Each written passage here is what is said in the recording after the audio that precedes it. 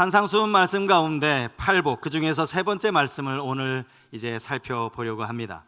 온유한 자는 복이 있나니 그들이 땅을 기업으로 받을 것이며. 이 짧은 말씀을 세 가지로 나눠서 좀 살펴보려고 하는데요. 먼저는 주님이 말씀하시는 이 온유가 무엇인가, 이 부분을 좀 생각을 해보겠는데요. 아마 설교의 많은 부분이 이 부분에, 이 첫 번째 부분에 할애가 될 것입니다. 말씀을 준비하다 보니까 참 이 부분이 너무 중요하다라는 생각이 들었고요. 그리고 나서는 주님이 왜 온유한 자가 복이 있다라고 말씀을 하셨는가, 그 이유에 대해서, 또 땅을 기업으로 받는다는 이 말씀의 뜻은 무엇인가, 이렇게 함께 살펴보려고 합니다. 첫 번째로 성경이 말씀하는 온유가 무엇인가라는 부분입니다. 온유, 사실 우리에게 낯선 단어는 아닐 것입니다. 온유라는 단어도 한자어죠. 이 단어를 그대로 풀이해보면 따뜻할 온자에 부드러울 유자를 써서 온유한 사람 하면 따뜻하고 부드러운 사람, 이렇게 이야기할 수 있습니다. 사람의 성품을 이야기할 때 간혹 참 저분은 진짜 온유한 분이셔 라는 표현을 우리가 쓰기도 하지 않습니까? 온유라는 단어가 그만큼 우리에게 낯설지 않고 친숙하다라는 뜻이겠죠. 여러분, 우리가 상식적으로 알고 있는 이 온유한 사람의 특징이 무엇입니까? 온유하다 그러면 말하는 투가 다른 사람들에 비해서 좀 상당히 부드럽습니다. 부드럽게 말해요. 그리고 웬만한 일 가지고는 화를 잘 내지 않습니다. 내가 한 번도 저 사람 핏대 올리면서 큰 소리로 말하는 것 거의 본 적이 없어. 그러면 그런 사람들을 가리켜서 참 당신은 참 온유한 사람이군요, 이렇게 이야기를 한다라는 것이죠. 반대로 온유한 사람에 반대되는 사람은 어떤 사람일까요? 성격이 좀 사납고요, 조금만 기분이 거슬려도 막 부르르 떨면서 화를 내는 그런 다혈질적인 사람이라고 할 수 있을 겁니다. 이게 우리가 알고 있는 온유죠. 그런데요, 오늘 본문이 말씀하고 있는 이 온유라는 이 단어는 그 뜻을 찾아보면 우리가 생각하는 것과 약간 다른 부분이 있습니다. 온유하다, 오늘 본문에 나오는 이 온유하다라는 이 단어의 헬라어의 뜻을 찾아보면 짐승을 길들여서 주인이 시키는 대로 하게 하다, 이런 뜻을 가지고 있어요. 짐승을 길들여서 주인이 시키는 대로 하게 하다. 같은 의미로 길들여진 야생마라는 것을 이 온유하다, 이 단어가 가진 뜻이라는 것이죠. 그러니까 본래는 성격이 상당히 거칠고 사나웠는데 그 야생마를 주인이 잘 길들인 거예요. 잘 길들여져서 이제는 주인의 말을 고분고분 따르는, 주인이 시키는 대로 잘 따르게 된 상태, 이게 바로 온유라는 거예요. 그러니까 우리가 온유를 생각할 때 좀 오해하기가 쉬운데요, 온유한 사람 그러면 좀 늘 그냥 이렇게 부드러워서 별로 힘이 없어 보이는 사람, 내가 좀 무시해도 발끈하지 않고 그냥 다 받아주는 사람, 어떤 면에서는 좀 유약한 사람, 이렇게 우리가 생각하기가 쉬운데, 여러분, 성경이 말하는 온유는 그게 아니라는 거죠. 야생마를 길들인다고 해서 그 야생마가 조랑말이 됩니까? 그렇지 않습니다. 오히려 그 야생마는 그동안은 길들여지지 않았을 때는 그냥 그 힘을 아무 데서나 발산을 했는데, 잘 조련 사이에서 길들여지면 이제 그 힘을 필요할 때만 탁 쓰는 거예요. 집중해서 필요할 때만 쓰는 거예요. 이게 길들여진 이 야생마 아닙니까? 그래서요, 옛날 전쟁에 있어서 정말 중요한 이 무기 가운데 하나가 말 아닙니까? 말. 그런데 전쟁에 쓰는 말은 집에서 이렇게 잘 기른 말을 안 쓴대요. 야생마를 잡아다가 그걸 길들여서 쓴답니다. 언뜻 생각해 보면, 아니 집에서 잘 이렇게 부대에서 잘 키운 말이 길들이기도 쉽고 그게 훨씬 낫지 않을까 싶은데 그렇지 않다라는 거예요. 야생마를 잡아다가 길을 들여야 그 야생마가 가진 이 본성 있잖아요, 길들여졌지만 그 안에 그 사나운 본성, 이걸 가지고 있어야 전쟁터가 되면, 전쟁 때가 되면 앞으로 그러면 적진을 뚫고 그 야생마가 막 달려간다는 거예요. 집에서 기른 말은요, 그렇게 안 된다라는 거죠. 주님이 말씀하신 이 온유한 사람도 마찬가지라는 거예요. 태어나면서부터 워낙 그냥 본선적으로 타고나기를 온유하게 태어났어요.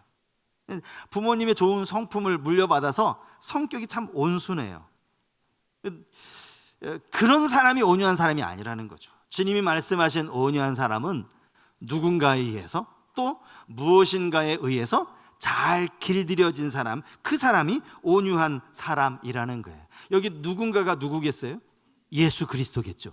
무엇은 어떤 걸 의미하겠습니까? 우리에게 주신 살아있는 하나님의 말씀, 이런 것들로 잘 길들여질 때 그 사람이 복이 있다라고 말하는 거예요. 여러분 생각해 보세요.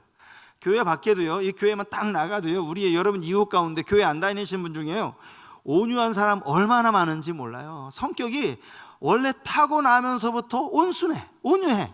그런 사람은 얼마나 많이 있습니까?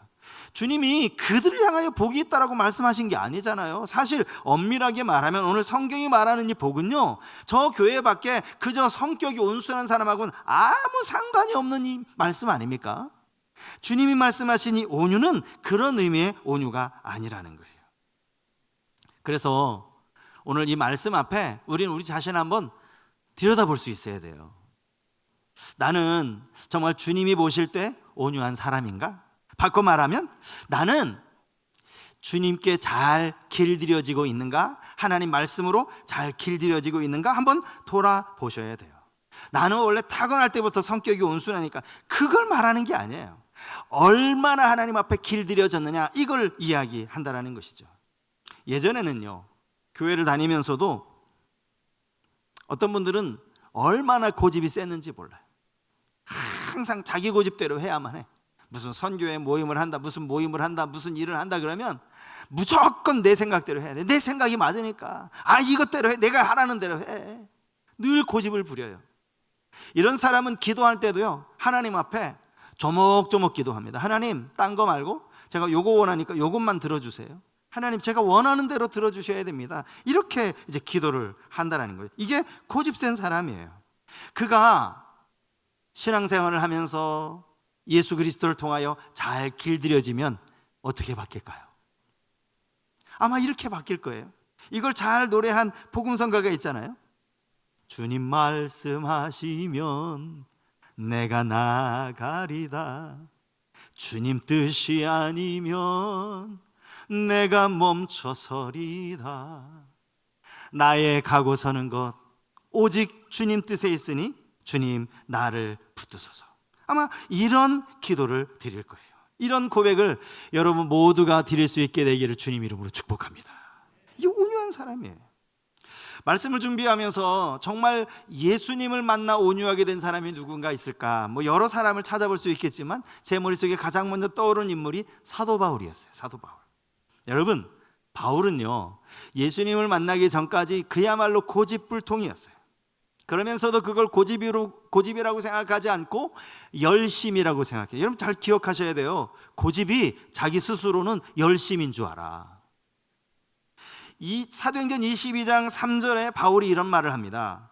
나는 유대인으로 길리기아 다소에서 났고 이 성에서 자라 가말리엘의 문화에서 우리 조상들의 율법에 엄한 교훈을 받았고 오늘 너희 모든 사람처럼 하나님께 대하여 열심히 있는 자라.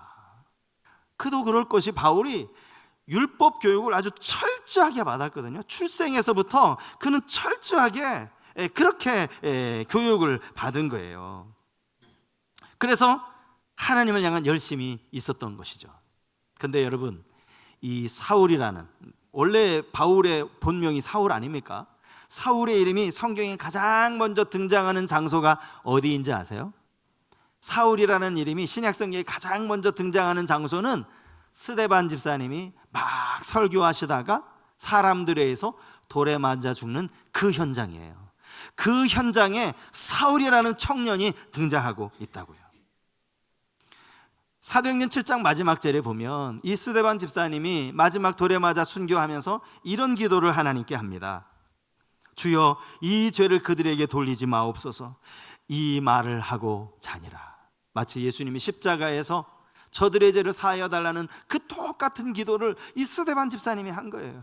여러분, 사울이라는 청년이 이 스데반 집사님의 기도를 들었을까요? 못 들었을까요? 거기 같이 있었어요. 분명히 들었을 거예요. 그럼에도 불구하고 그는 하나도 달라지지 않아요. 자기 고집을 절대 꺾지 않습니다.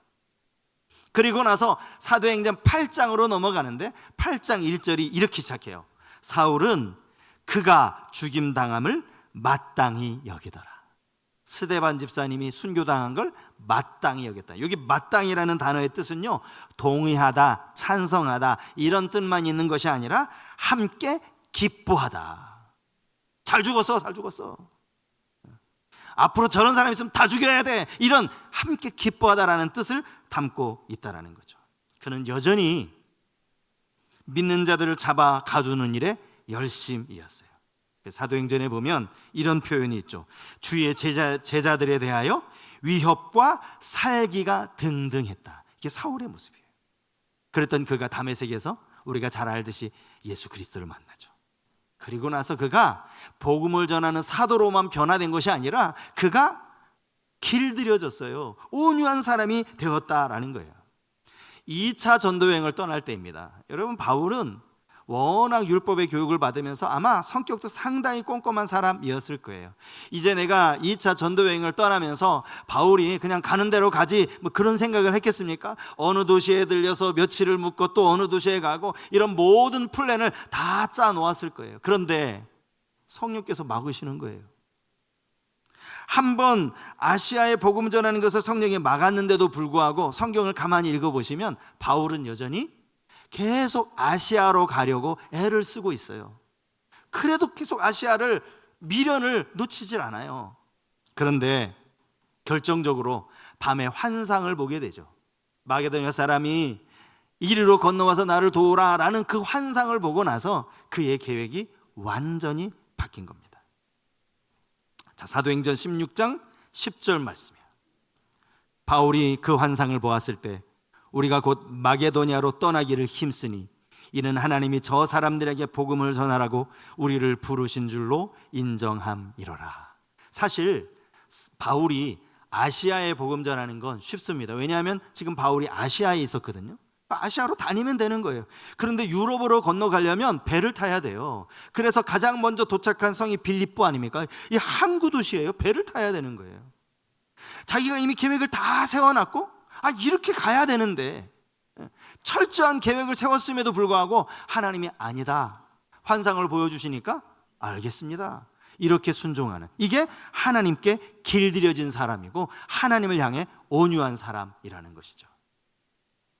그런가 하면 온유가 꼭 하나님을 향하여서뿐만 아니라 사람들 관계에서도 온유는 참 중요합니다. 종교개혁자 칼빈이라는 아주 유명한 이 신학자는요, 온유에 대해서 이렇게 설명을 했습니다. 자기에게 악을 행하는 자에 대해서도 길이 참는 것. 자기에게 악을 행하는 사람에 대해 참는 것. 나는 아무 잘못한 게 없어요. 근데 사람들이 이상한 소문을 내더니 나를 막 뒤에서 씹기 시작해요.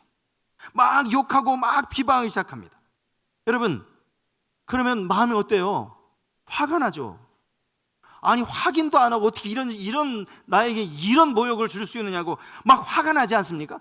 그걸 참아내는 게 온유라는 거예요. 온유.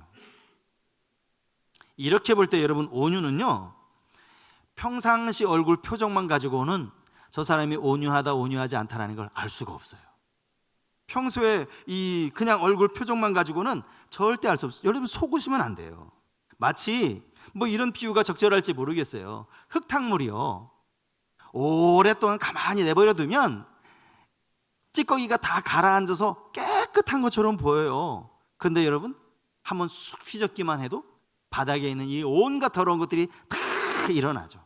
이 흙탕물인 거예요. 여러분, 그래도 제 얼굴이 여러분들 보시기에는 좀 온유한 사람처럼 보이지 않습니까? 반응이 좀 쎄한데요? 제가 착각하고 있는 건가요? 간혹 제가 이제 저를 보면서 그런 이야기를 하시는 분들이 계세요. 뭐 많지는 않으신 것 같아요. 우리 성서교회 교인들도 그런 분들 이야기를 들으면 한편으로 되게 고맙고 감사하죠. 그러면서도 다른 한켠에는 좀 미안한 마음이, 죄송한 마음이 있어요. 제가 이제 뭐 노회 목사님들 만나고 시찰 목사님들을 만나면서 뭐 자연스럽게 교제를 하다 보면요, 어떤 목사님은 야, 어떻게 저렇게 온유하실 수가 있을까? 너무너무 온유하시다 라는 분들이 계세요. 그런데 진짜 온유하신데 그분의 표정을 가만히 보면 표정엔 그 온유함이 안 나타나. 표정을 가만히 보면 좀 사나워 보이고요, 표정만 가지고는 좀 상당히 다혈질적인 것처럼 보이는 거예요. 알고 보면 그렇지 않은데 표정만 보고 그렇게 보게 된다는 것이죠. 감사하게도 주변에 많은 분들이 저의 표정만 보고 당신은 참 온유한 사람 같습니다, 이런 이야기를 해주시면 저는 얼마나 감사해요, 고마운지 몰라요. 하지만 저의 본래 성격을 아는 사람들은 이제 저희 가족이겠죠. 가족을 어떻게 속이겠어요. 어제도 제가 말씀을 준비하다가 어제는 한 12시가 넘어서 이제 집에 들어갔는데 아내랑 이런저런 이야기를 하면서 아내가 그러는 거예요. 당신은 설교할 때 목소리 톤만 좀 줄이면 된다고. 그 얘기를 듣는데 제가 갑자기 확 그런 거예요. 물론 제가 그냥 이 표정만으로 사람들을 속이지 않기 위해서도 저 나름대로 많이 온유해지려고 애를 쓰고 있습니다. 제가 지금 말씀드리려고 하는 것은요, 온유는 그냥 이 평상시의 표정만 가지고는 알 수 없다라는 거예요. 평상시에는 정말 어느 누구보다도 온유해 보였는데 조금이라도 이상한 이야기가 들리고 자기 기분에 거슬리는, 자기가 손해나는 이런 일이 생기면 분을 참지 못하고 막 소리를 지르고 누구냐고 이런 사람들이 얼마나 많은지 몰라요. 그거 온유한 사람이 아니잖아요. 나는 주님이 말씀하시는 온유한 사람인지 한번 우리 자신을 한번 돌아보아야 돼요. 물론 성경에서 말하는 이 온유는 단시간에 이루어지는 게 아니에요. 오늘 제가 여러분 온유하십시오, 여러분들이 아멘이라고 하셔도 내일부터 당장 온유해지는 삶을 살아가느냐? 쉽지 않아요. 쉽지 않아요. 어쩌면 온유는 오랜 기간, 우리가 하나님 앞에 갈 때까지 끊임없이 씨름해서 그나마 조금 얻어지는 게 온유일지 몰라요. 때로는 연단을 통해서 얻어지고요, 실패를 통해서 갖게 되는 성품이 바로 이 온유한 성품이라고 할 수 있어요. 그런 대표적인 사람이 성경에 나오는 모세 아닙니까? 모세. 자, 제가 퀴즈 하나 낼까요? 성경에서 이 지면에 사는 사람 중에서 가장 온유하다라고 그렇게 칭찬한 사람이 있어요. 한 사람. 가장 온유한 사람이니까 한 사람이겠죠. 그가 누굴까요? 모세입니다. 모세. 자, 민수기 12장 3절 말씀을 한번 보시겠어요? 이 사람 모세는 온유함이 지면의 모든 사람보다 더하더라. 지면의 모든 사람이 뭐예요? 이 땅에 살고 있는 모든 사람보다 가장 온유한 사람이 모세라는 거예요. 근데 재밌는 것은 제가 민수기서잖아요. 민수기는 모세 오경이에요. 민수기서도 모세가 썼다고요. 아니, 모세가 자기가 쓰면서 자기가 최고로 온유하다고, 이건 자기가 자기를 지켜 세우는 거 아닌가? 우리가 이렇게 오해하기가 쉬운데, 여러분 민수기 12장의 배경을 보면 그게 아니라는 걸 금방 알 수 있습니다. 민수기 12장에 보면요, 모세가 굿수 사람을 아내로 맞아들여요. 그런데 이 일을 가지고 누나인 미리암, 형인 아론이 모세를 막 비방하기 시작합니다. 심지어 모세를 향하여 뭐라고까지 이야기하는가 보니까, 자, 민수기 12장 2절 말씀 보십시오. 그들이 이르되 여호와께서 모세와만 말씀하셨느냐? 우리와도 말씀하지 아니하셨느냐? 하매 여호와께서 이 말을 들으셨도다. 아니, 왜 혼자 저렇게 호들갑 떨고 있어? 하나님 우리와도 지금 말씀하시는데 이 지하고만 말씀하시나? 이런 이야기를 하고 있는 거예요. 여러분, 이때가 언제인가 하면요, 모세가 이미 이스라엘 백성들을 이끌고 홍해를 건너와서 지금 광야를 지나고 있을 바로 그 시점이에요. 그때입니다. 광야 시대입니다. 앞에서 모세가 무슨 일을 했습니까? 하나님의 부르심을 받아서 모세는 끊임없이 바로에게 나아가요. 바로에게 가서 내 백성을 놓아주라 합니다. 하나님의 말을 전하죠. 그리고 거절당해서 돌아옵니다. 하나님이 또 가라 하시면 또 가요. 하나님께서 애굽에 이런 재앙을 내리실 거라고 합니다. 그 말을 그대로 바로에게 또 전합니다. 이 일을 몇 번이나 했는지 몰라요. 결국 바로가 손을 들고 이제 이스라엘 백성들이 애굽을 빠져나왔을 때 그들 앞에 놓여있는 이 홍해 바다를 모세가 인도해서 그 홍해를 무사히 건넌 이 모든 일에 모세가 지도자로서 정말 고생을 많이 했어요. 여러분, 그때 미리암은 어디 있었어요? 그때 아론은 어디서 뭐하고 있었어요? 그러다가 모세에게 조금 흠잡을 일이 생겼다고 해서 이렇게 막 모세를 뭐 너만 선지자냐고, 너만 하나님과 대화하느냐고 이런 이야기를 하고 있는데, 중요한 건 모세가 한마디도 대답을 안 해요. 한마디 대꾸를 안 합니다. 모세 입장에서 왜 할 말이 없겠어요? 그런데 한마디도 대답하지 않으니까 하나님이 대답하세요. 하나님이 아론을 부르고 미리암을 불러서 그들을 책망하시죠. 이게 모세의 온유함이라는 거예요. 그래서 지면의 모든 사람보다 그의 온유함이 더하다라고 말하는 거예요. 근데 여러분 아십니까? 모세도 처음에는 상당히 다혈질적인 사람이었다라는 거 아마 알고 계실 거예요. 그는 나이 40살이 되었을 때 바로의 왕자로 있었고요. 자기 동족이 애굽 사람에게 맞는 것을 보면서 그 분을 참지 못하고 달려가서는 애굽 사람을 그 자리에서 쳐 죽입니다. 성경에 쳐 죽였다라고 나오는데, 모세가 그만큼 이 주먹 파워가 센 건지 아니면 죽을 때까지 때린 건지는 잘 모르겠어요. 어쨌든 그 자리에서 애굽 사람을 죽여요. 그게 모세입니다. 결국 이것 때문에 왕궁에서 도망쳐 나오지 않습니까? 그것뿐만이 아니에요. 하나님이 모세를 시내산으로 부르시죠. 그래서 이스라엘 백성들 맺을 언약을 하나님이 친히 돌판을 만드시고, 성경이 그렇게 나와요. 하나님이 돌판을 만드시고요, 그 돌판 위에 하나님이 직접 돌판을 만드신 것도 대단한 일인데 그 돌판에 친히 하나님이 쓰십니다. 계명을 적어주세요. 그렇게 돌판 2개를 받아가지고 모세가 조심조심 시내산을 내려오고 있는데, 저 산 밑에서 그 이스라엘 백성들이 금송아지 앞에 춤추고 있는 거 보더니 모세가 어떻게 했죠? 그 귀한 돌판, 하나님이 직접 만들어주신 그 돌판을 집어 던져버리잖아요. 이게 모세예요, 이게. 그러니 온유함이라는 건 앞에서 말씀드린 것처럼 단시간에 되는 거 아니에요. 내가 오늘 온유해야지, 내일부터 온유하게 살리라, 내일부터 절대 화 안 내리라 해도 안 돼요. 끊임없이 우리는 하나님의 손에 붙잡혀야 된다.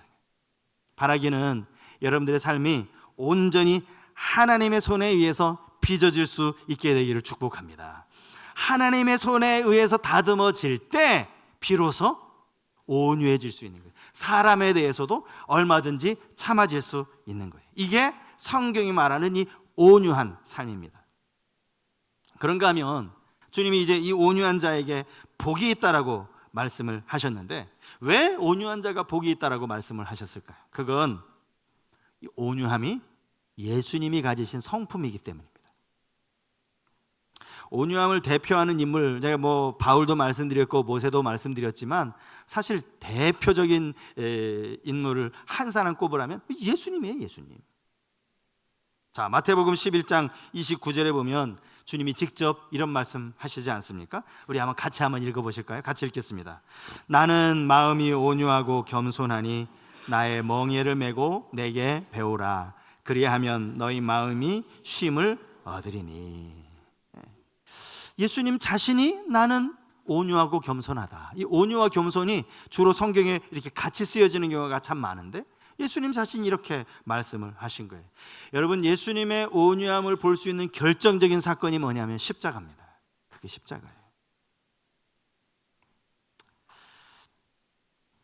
온유함이란 나약함이 아니라고 제가 분명히 말씀을 드렸어요.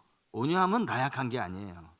예수님이 지금 십자가를 지시는 게 저 로마의 군인을 대항할 힘이 없어서, 당시 종교 지도자들과 맞설 만한 힘이 부족해서 억지로 끌려가는 게 아니라는 거예요.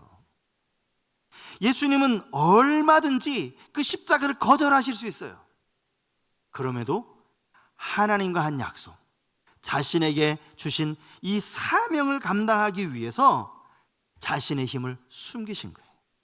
그런 능력을 충분히 가지고 계심에도 그걸 숨기신 거예요. 여러분, 예수님이 겟세마네 동산에서 기도하시잖아요. 밤새도록 기도하시고 그 새벽에 이제 유다가 군인들을 이끌고 예수님을 잡으러 와요. 그때 예수님 옆에 있던 베드로가 칼을 꺼내 들더니 그 칼을 가지고 대제사장의 옆에 있던 사람, 그 말고, 이 제사장의 종인데 말고의 귀를 떨어뜨립니다. 실제로 칼로 베어서 그 귀가 떨어진 거예요. 여러분, 베드로가 왜 그런 짓을 했을까요? 예수님은 이럴 만한 힘이 없는 것처럼 자기가 착각한 거예요.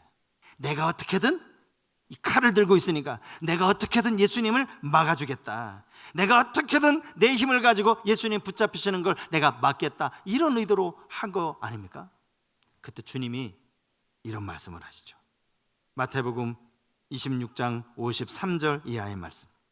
너는 내가 내 아버지께 구하여 지금 12군단 더 되는 천사를 보내시게 할 수 없는 줄로 아느냐. 내가 만일 그렇게 하면 이런 일이 있으리라 한 성경이 어떻게 이루어지겠느냐 하시더라. 12군단. 여러분, 이게 엄청난 군대입니다.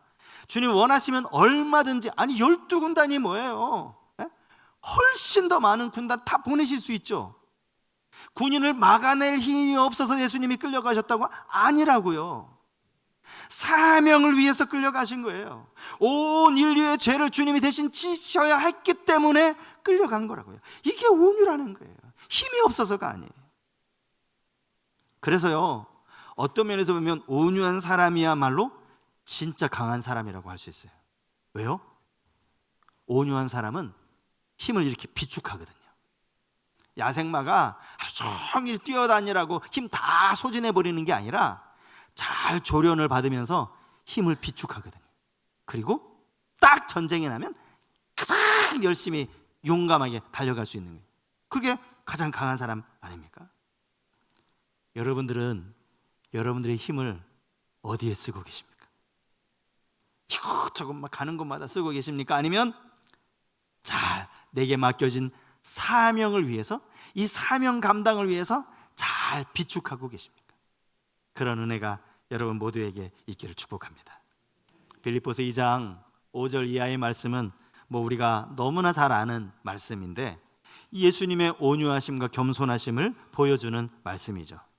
너희 안에 이 마음을 품으라. 곧 그리스도 예수의 마음이니 그는 근본 하나님의 본체시나 하나님과 동등됨을 취할 것으로 여기지 아니하시고 오히려 자기를 비워 종의 형체를 가지사 사람들과 같이 되셨고 사람의 모양으로 나타나사 자기를 낮추시고 죽기까지 복종하셨으니 곧 십자가에 죽으심이라. 지금 바울은 예수님이 이만큼 겸손하셨어, 예수님이 이만큼 온유하신 분이야, 그 이야기를 하고 있는 게 아니에요. 예수님처럼 너희도 온유하라고, 너희 안에 이 마음을 품으라고, 예수님처럼 온유한 삶을 살라고 바울이 이런 권면을 하고 있다는 사실입니다. 온유는 예수 그리스도를 닮아가는 것이기 때문에 주님이 복이 있다라 말씀하신 거고요. 마지막에 주님이 이 온유한 자에게 땅을 기업으로 받을 것이다, 이런 축복을 약속하셨어요. 사실요, 이 뜻을 제가 이런 책 저런 책 다 찾아봐도요, 이 뜻에 대해서 명확하게 해석을 내리는 글을 제가 못 읽어봤어요. 사실 쉽지 않습니다. 당시 모여있던 사람들에게 땅을 기업으로 받을 것이라는 말씀이 어떤 의미였을까, 학자들마다도 여러 가지 의견을 제시하고 있어요. 근데 분명한 거 하나 있죠. 여기 오늘 이 시대에 주님이 온유한 자가 땅을 기업으로 받는다, 그래서 여러분 강남에 알짜배기 땅을 주시려나? 그런 의미는 아니라는 거예요. 여기 땅을 기업으로 받을 것이다 라는 이 말씀의 해석 중에는요, 지금 이스라엘 백성들이 살고 있는 이스라엘, 예루살렘 땅, 여러분 이 땅이 원래 하나님께서 아브라함에게 약속하시고 여호수아가 정복한 가나안 땅이 지금 예루살렘이잖아요. 이스라엘이잖아요. 근데 그 이스라엘이 로마에 의해서 지금 정복을 당했잖아요. 이 땅을 기업으로 주겠다라는 이 말씀이 아마 이 로마로부터 너희가 독립을 얻어서 제대로 이 땅을 차지하게 될 것이다, 이런 의미일 것이다, 뭐 이런 해석이 있고요. 또 이것은 주님이 뭐 여기서 무슨 뭐 좋은 땅 줄게, 뭐 이 땅 줄게, 이런 의미가 아니라 우리가 영원을 살게 된 하나님의 나라, 새 하늘과 새 땅. 여러분, 이 땅에 조금 좋은 땅 가지고 뭐 조금 뭐 값 안 나가는 땅 가지고 그게 무슨 상관이 있어요? 하나님 나라의 새 하늘과 새 땅의 그 영원한 땅을 우리에게 기업으로 주실 것이다, 이런 의미. 이게 사실은 성경적으로 가장 타당한 그러한 해석이라고 볼 수 있고요. 그런가 하면 땅을 기업으로 받는다는 것은 이만큼 내 땅을 받으면 거기서 나는 모든 채소물 땅 주인 거잖아요. 그죠? 마찬가지로 땅을 받는다는 것은 그 사람이 가지는 영향력을 의미하는 것이다, 이런 의미도 담겨 있다라는 거예요. 우리가 온유한 삶을 살아가면요, 세상에서 선한 영향력을 발휘할 수 있다는 거죠. 온유한 모습이 세상 사람들에게 선한 영향력을 발휘할 수 있다라는 거예요. 사실 온유한 자가 땅을 기업으로 받는다라는 이 말씀, 저 교회 밖에 사람들이 들으면 아마 웃을 거예요. 야, 무슨 온유한 사람이 땅을 받아? 악착 같은 사람이 땅을 차지하고도 남는 거지. 그런데 주님의 그 온유하신 십자가, 여러분, 그 십자가를 통하여 지금 얼마나 온 세상이 예수 그리스도의 복음으로 얼마나 많은 사람들이 영향을 받고 있어요. 곳곳에 세워진 그 십자가, 그 교회가 주님의 그 온유함이 미친 선한 영향력이라고 할 수 있다는 거죠. 온유하신 주님이 지금도 이 땅을 다스리고 계신다는 사실, 여러분 꼭 기억하실 수 있길 바랍니다. 우리 또한 이 세상에서 온유하게 살아가면 분명히 세상 사람들에게 선한 영향력을 미치리라 믿습니다. 처음에는 좀 우습게 여기겠죠. 가볍게 여기겠죠. 그냥 비웃겠죠. 저 사람 저 힘도 하나도 없어. 근데 시간이 지나면서 그렇지 않음에도 불구하고 그 온유한 성품 활동에 많은 사람들이 도전을 받을 거예요. 영향을 받을 거예요. 한 주간 여러분 세상 가운데 살아가면서 주님처럼 온유함으로 살아가는 우리 모든 성도님들 다 되실 수 있기를 주님의 이름으로 축복합니다.